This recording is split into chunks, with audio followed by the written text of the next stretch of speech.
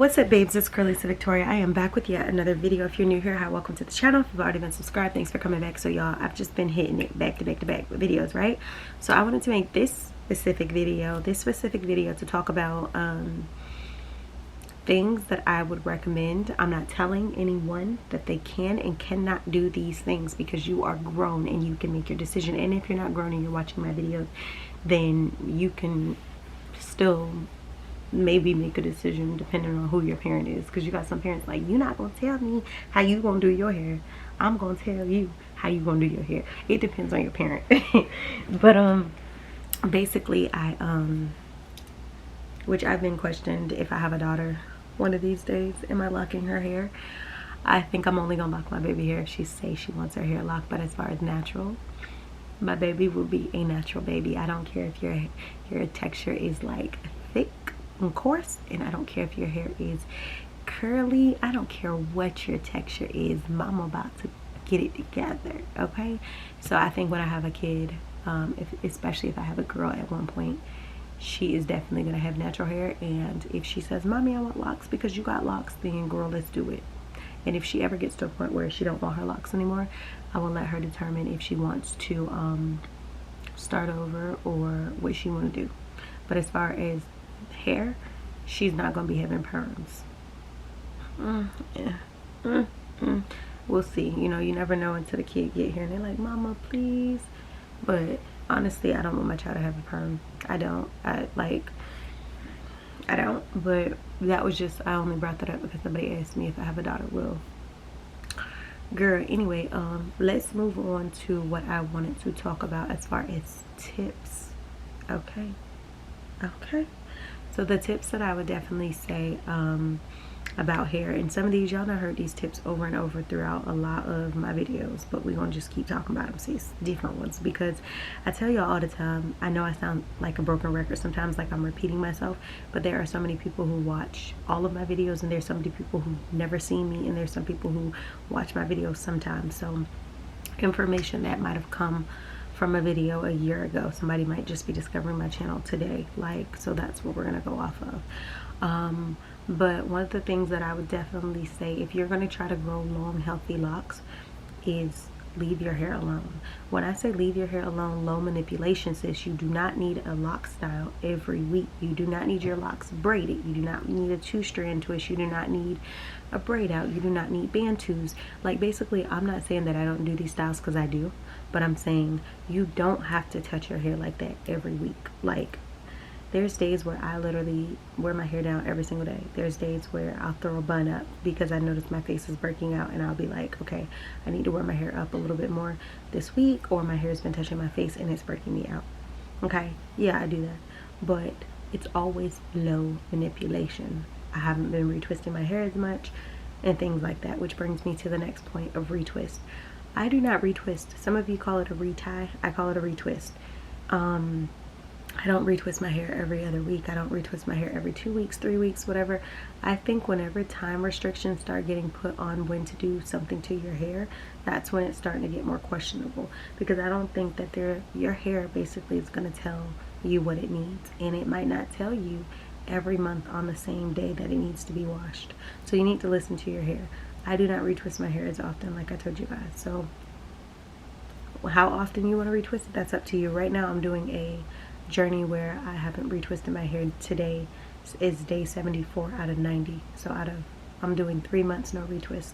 So it's been going fine, but I'm just letting y'all know your girl hair has not been retwisted in almost 3 months. But then another thing I would say is color, honey, color.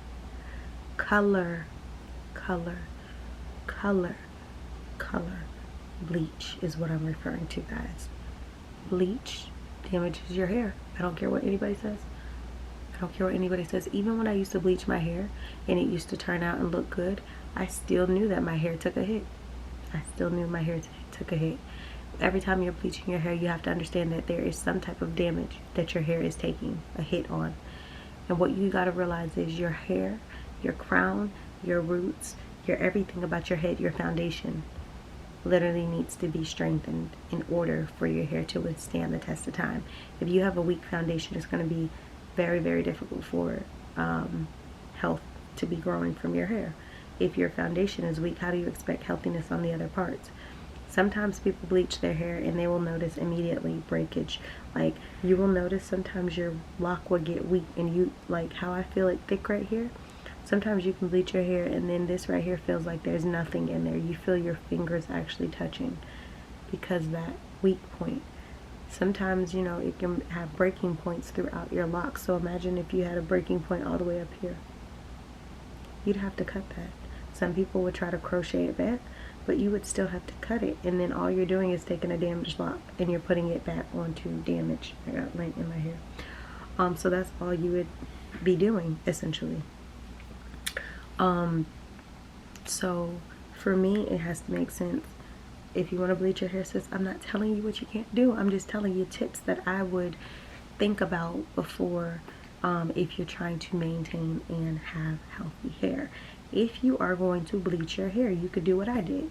So when I started this journey, as well as my first journey of locks, when I first started them, because you guys know that I've had 2 sets of locks in my life so far. This is my second journey. Well, this is my first journey because the first time I never looked at it as a journey. I just looked at it as something different to do to my hair, my natural hair. So, but this is my second time having locks. Both times I bleached my hair before I started them. Personally, I believe that's the best thing to do, because if you do that, you'll notice that, if you do that, you will notice that your locks will actually, they haven't formed yet. So there's no damage that could really be done to them yet. Maybe it could be damage to your loose natural hair, but your locks are not going to take a hit like as if you bleached your hair and they are already formed. So I would definitely say that. Let's see. What else will I say, y'all? As far as tips. Another tip that I would say, y'all, is embrace it. Embrace the freaking journey. There are no ugly stages. There is no right or wrong. How you choose to do your hair is how you choose to do your hair. Nobody can tell you what you can and cannot do. I'm just giving tips for babies who might not have locks, or maybe even some of you who've thinking about some of these topics that we're discussing. Just really think about it. Think before you do. Okay? That's all I'm saying. Really embrace this journey though, because it does teach you a lot. Even if you feel like for myself, I feel like I was a confident person before being on the lock journey, but still the lock journey in itself teaches you so many different things about you, about your hair, about a lot of things in your life.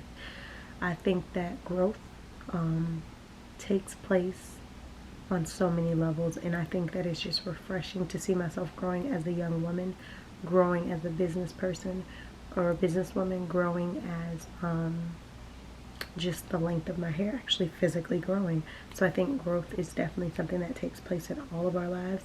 The time in which it takes you to grow from one place in your life or from one length of hair, that's all dependent upon somebody's journey, individual journeys. But the growth is so freaking beautiful when you learn to be confident and embrace your personal journey. There's women who have locks, right? You know, I can look at them and be like, oh, her locks are so pretty.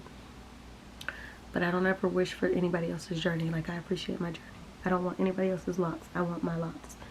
I'll give compliments, but appreciate your hair. Appreciate what's growing from your scalp. It's in the most purest organic form. Y'all hear the birds out there? Maybe your own neighborhood birds be hating on you. Like, can you back up out my window and let me talk? Anyway, embrace your journey. For me, it's like, I can acknowledge other people's hair is pretty, but I'm grateful for mine. So think about like, I don't eat meat and I don't do dairy, but I'm just going to use those types of examples. Milk, you know, when the cow produces fresh milk, and when a chicken lays its, they lay their eggs or whatever like that, some people go get that and call that farm fresh. They literally get it from their farm, or they get it. It's never touched any type of additives or anything like that. Some people have chickens in the back. They produce an egg. They go in the house and they crack the eggs and make the eggs in the morning. Some other people may, you know, I don't know, like not even eat chicken off the shelf, but will go in the backyard, wring a chicken head, cut it up, and that's dinner. Basically what I'm saying is people will tell you that these things taste better because they're in their most purest form, right? They get the actual purest form of these things. Milk, you know what I mean? Straight from the cow. Bring it in the house. It's the same thing with your hair. Your hair is growing straight from your scalp. It is in the purest form. It is in the greatest form. It's not been added to. It's not been touched. It's not been tainted. So you have to realize, like, you're one of one. The way your hair grows from your head and the number of hairs that you have on your head is never going to be the same as another person. That is your uniqueness. That is your journey. So never wish for somebody else's journey, because you have your own unique. You're one of one. So to me, that's fire in itself. Let's see. Another thing. I think that's it. I done talked a lot today. Like in general, I talked a lot, and I've also talked a lot on locks and tips. So yeah, just enjoy your journey. Take lots of pictures, okay? I'd be looking back and barely can find pictures of my first journey, or my first set of locks. This journey, girl, I got so many pictures. Like, when you took that, girl? From day one until now, I got like probably hundreds of photos. Probably hundreds of photos of my hair. I don't know, maybe one day I'll like go to the pharmacy and have like all of my good pictures, like the ones that I feel like are good quality pictures for my growth. Maybe I'll have them printed out and put in a notebook or something. I don't know, it's a possibility. You know what I mean? So I can look back years from now and my hair be down my back and I'm just like, this was your mama when she was back there in her 20s and and she was in her locks. Yeah, so I hope you guys enjoyed these tips and tricks.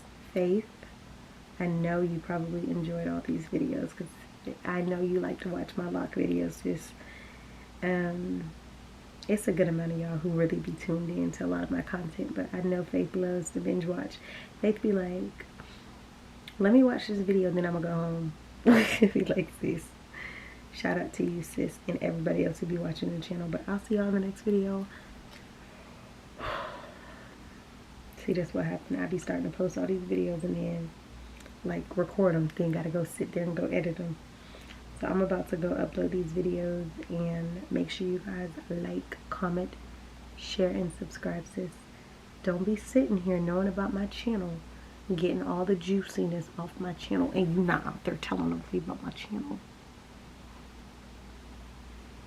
Sis. No, y'all, but I'll see y'all in the next video. Follow me on Instagram at Curly'sVictoria, spelled the exact same way as my YouTube name. You can catch up with like my fashion and my everyday type styles and stuff like that. My interaction, my audience is different on YouTube than it is on Instagram, but I feel like you guys are more like engaged and you guys give more feedback. I would like to start seeing more feedback in the comment section so we can like communicate a bit more. But outside of that, you guys are more engaged on my YouTube than I find on my Instagram, and I love you guys for that. And I'll be back with more content, and I'll see you on the next video.